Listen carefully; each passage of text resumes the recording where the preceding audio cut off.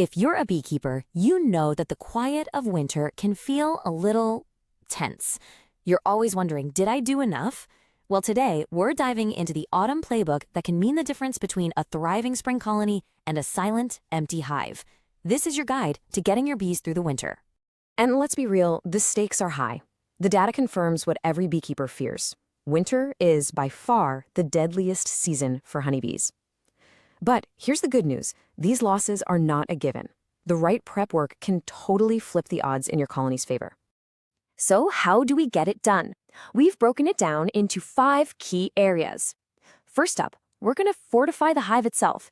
Then we'll stock the pantry. After that, we've got a super important health check. Then it's all about shielding them from the weather. And finally, we'll talk about the winter watch.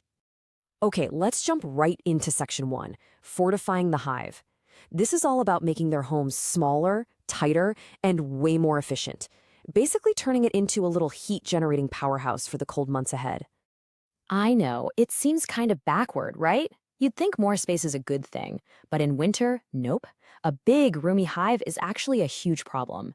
You gotta think about it like heating a giant, drafty mansion versus a small, cozy cabin. The bees have to burn precious energy, their food stores, to heat all that empty space. The goal is to get them into a nice, tight, cozy cluster. So, here are your 3 main jobs. First, you need to shrink the hive down by pulling out any empty or unused frames. Second, if you have any weaker colonies, you absolutely want to combine them into one solid unit.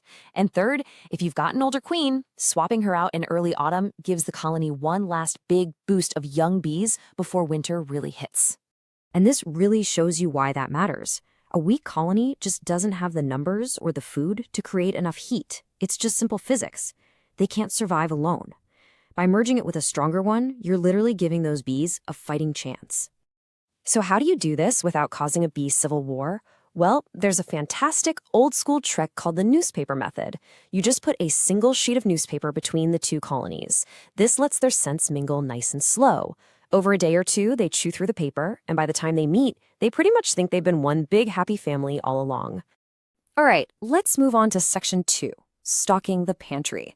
I mean, a strong, compact hive is a great start, but it's totally useless if there's no fuel to run the furnace all winter long. You have to remember, once those autumn flowers are gone, the buffet is closed. The bees can't go out and forage anymore. From that moment on, they are 100% dependent on what you've left them inside the hive. This is why feeding your bees isn't just a nice thing to do. It's often absolutely critical for them to make it to spring.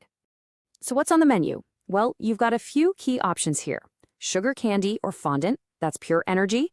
It's the carbs they need to shiver and generate heat.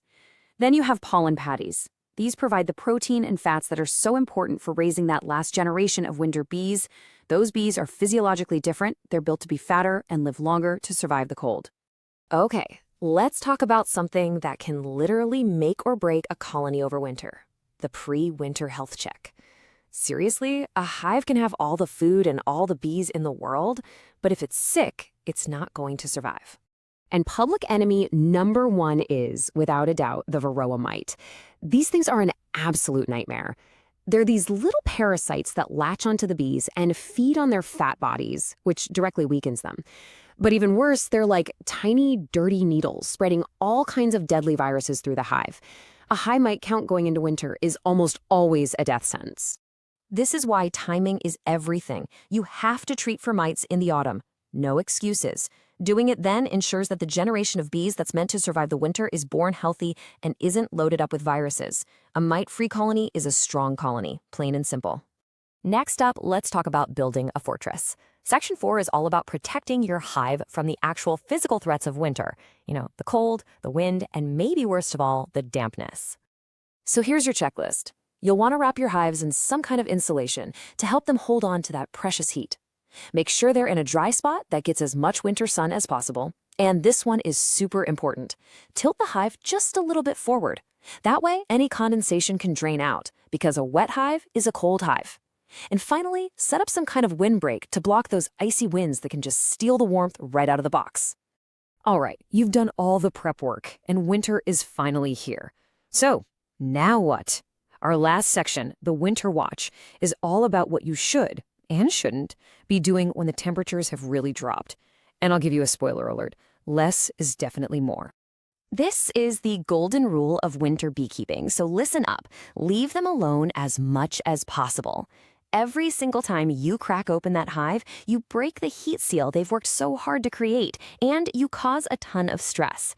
A super quick peek every 3 weeks, maybe even longer if it's really cold, is more than enough. So your winter to-do list is actually pretty short. Keep those inspections super brief and really just focus on one thing, food.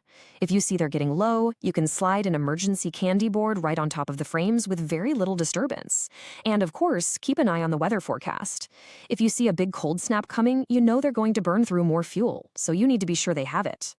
So, to wrap it all up, let's look at the whole strategy at a glance. It all works together, you see? You build up the hive's strength to save energy. You provide the right nutrition to stop starvation. You take care of their health so they start winter strong. You protect them from the weather. And then you manage them with a really light touch to avoid messing things up. You know, if you follow these steps, you're giving your bees the absolute best shot at not just surviving the winter, but coming out the other side ready to explode in population.